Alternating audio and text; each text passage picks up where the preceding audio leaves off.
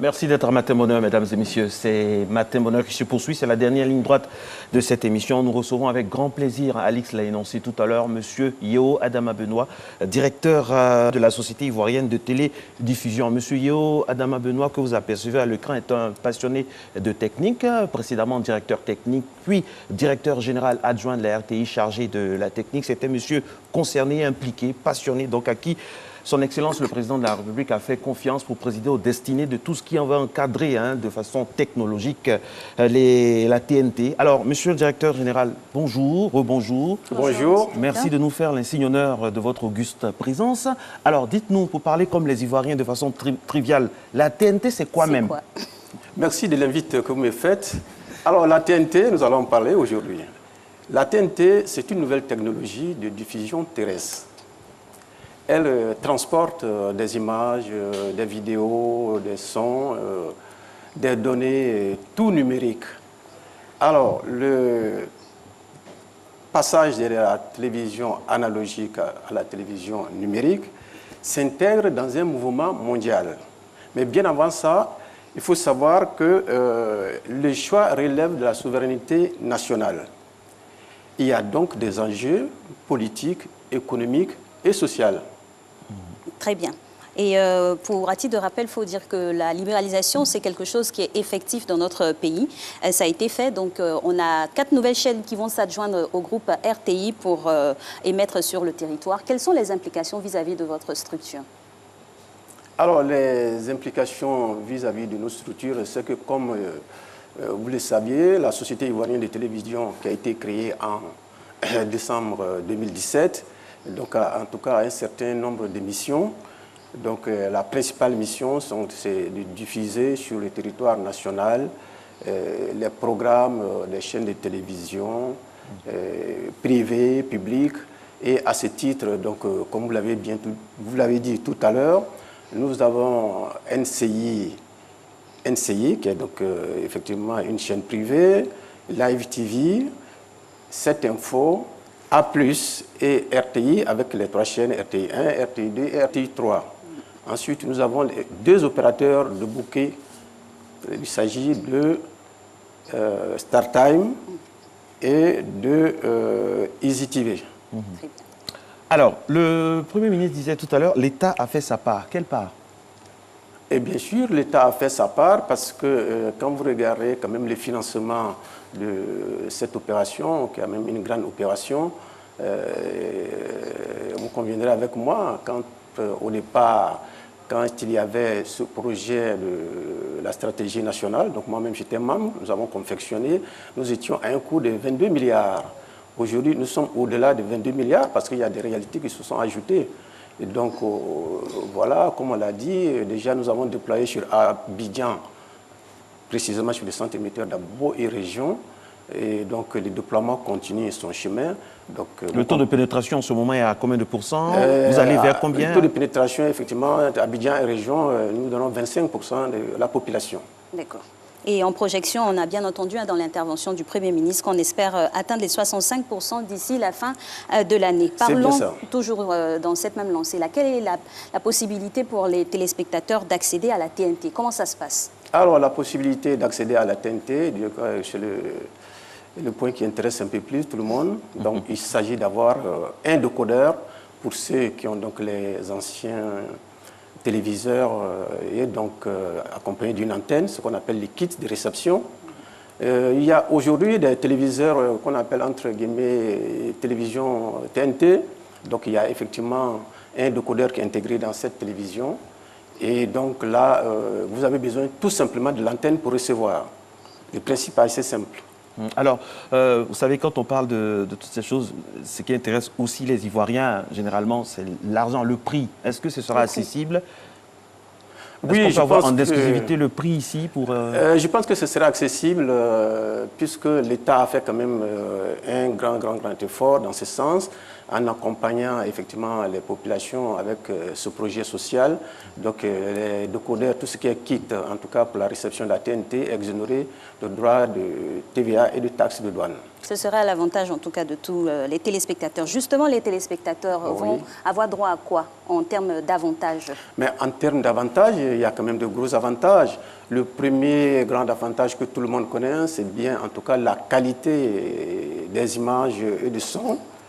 Il faut noter aussi que, en ce qui concerne, effectivement, nous concerne la Société ivoirienne de télédiffusion, on diffusera en tout cas toutes ces chaînes sur une seule fréquence.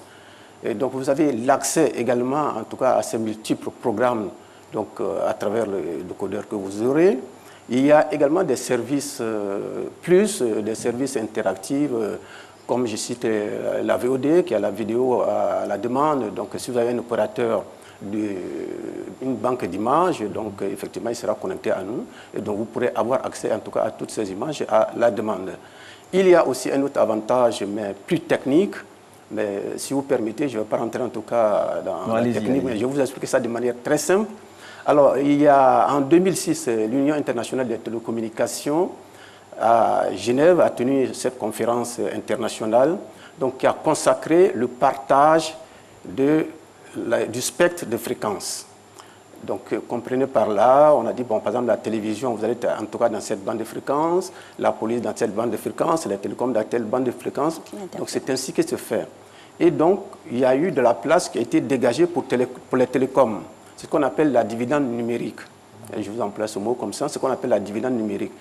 Cette dividende numérique est importante dans le sens où, quand vous regardez les télécommunications, en tout cas pour les mobiles que vous avez, vous connaissez très bien, là on parle de 3G, 4G, etc., parce qu'on a dégagé de l'espace pour eux pour qu'ils puissent évoluer. Vous savez que la technique va très, très, très vite. Voilà. Alors, monsieur le directeur général, quel est le choix technologique, parce qu'il y a des professionnels aussi, des puristes qui nous regardent, quel est le choix technologique de la Côte d'Ivoire par rapport à la TNT et puis aussi par rapport à la CEDEAO, tout ça? Qu'est-ce qu'on a choisi pour notre TNT à nous? Alors, le choix technologique, c'est le MPEG 4.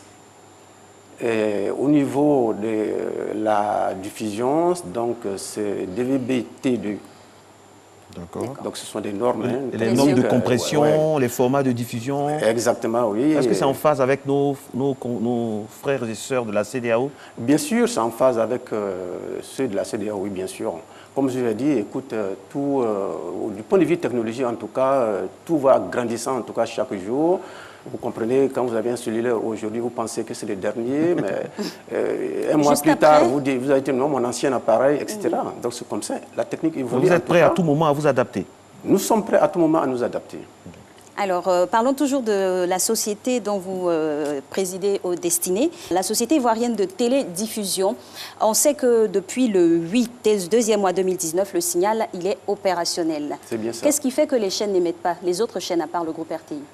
Alors, pourquoi les autres chaînes n'émettent pas? Je pense qu'en tout cas, toutes ces chaînes, elles sont en train de se préparer. Vous savez bien qu'en tout cas, une chaîne de télévision, c'est de l'argent, ça coûte beaucoup. Bon, je pense que aussi, vous exprimez en tout cas quelques difficultés au niveau de la maison. Et donc, comprenez bien que ces chaînes aussi... On ne le fait pas dire. D'accord, comprenez bien que ces chaînes, en tout cas, prennent en tout cas leur temps, ne serait-ce que pour s'organiser, pouvoir acquérir tout le matériel qu'il faut pour vraiment constituer les chaînes. Alors justement, monsieur le directeur général, on parle des chaînes peut-être qui traînent, ça se prépare tranquillement, mais est-ce que la RTI est prête? Est-ce que technologiquement, là je parle au digne fils de la RTI, qui demeure toujours un fils de la RTI, mais maintenant qui est objectif, parce que voilà. Oui, est-ce que la RTI est prête techniquement? Oui, la RTI est prête techniquement, puisque pour preuve, en tout cas aujourd'hui, pour ceux qui ont les décodeurs, vous allumez vos décodeurs, vous allez avoir en tout cas RTI1, RTI2. La seule chose quand même qu'il faut signifier, toutes ces nouvelles chaînes qui arrivent, elles viennent directement en haute définition, HD. Évidemment, la RTI n'est pas encore en SD, mais je crois bien que, puisque nous sommes rencontrés, en tout cas avec l'actuel directeur sur un plateau au niveau du ministère, justement pour quand même résoudre ce problème, il va aller en tout cas très vite sur cette transition du SD en HD. Donc ça veut dire que la RTI aussi n'est pas encore prête, comme les autres? Ben, si vous l'entendez comme ça, oui. Tout le monde est au même pied en ce moment. Non, je ne pense pas que tout le monde soit au même pied. Le signal quand même de la RTI est disponible, seulement qu'il est en SD. Les autres vont venir en Mais HD. par contre, les autres... bon, il y en a déjà qui diffusent même en bien HD. sûr, si vous voulez bien, on peut les citer. Hein, c'est pas, allez-y. Donc, allez-y, oui, ce sont les Ivoiriens aussi qui vont regarder, on est là pour tous les Ivoiriens. D'accord, donc vous avez NCI, Live TV, 7 Info, donc, qui ne sont pas encore prêts. Donc vous avez A+, RTI1, RTI2, et vous avez également Easy TV. Donc là, c'est un opérateur de bouquet. Hein. Donc ceux-là sont prêts. D'accord. Et ils diffusent en HD. Ils diffusent très bien en HD. Et au niveau du... et le son, il y a un norme spécifique au niveau du son. Le son, écoutez, vous savez que ces termes, les sons et l'image, donc ça s'accompagne. Donc vous avez cette qualité au niveau du son, au niveau en tout cas de l'image. D'accord. Et parlons toujours de la diffusion des chaînes. Est-ce qu'il y a un deadline pour commencer à diffuser ou c'est chacun qui fait comme il veut? Je ne crois pas que chacun fait ce qu'il veut, mais ce que j'ai pu savoir, en tout cas, je n'ai pas encore lu toutes les conventions qui ont été signées donc, avec la Haute Autorité de la Communication audiovisuelle, mais je pense bien qu'il devrait y avoir des dispositions, en tout cas, pour ça. C'est vrai que le problème qu'il a eu, il faut le reconnaître, la TNT a été annoncée à plusieurs fois, reportée. Mais là, mais je pense qu'en tout cas, les chaînes ont annoncé d'ici septembre, je crois bien. Donc, ils vont faire leur rentrée. Monsieur le directeur général, comment nos frères et sœurs des régions rurales, parce que là, c'est vrai, la Côte d'Ivoire, ce n'est pas seulement Abidjan et sa région, comment ils appréhendent la TNT? Est-ce qu'il y a eu des missions d'explication au niveau sociétal pour leur expliquer ce changement? Parce que c'est un grand moment quand même dans l'histoire de la Côte d'Ivoire.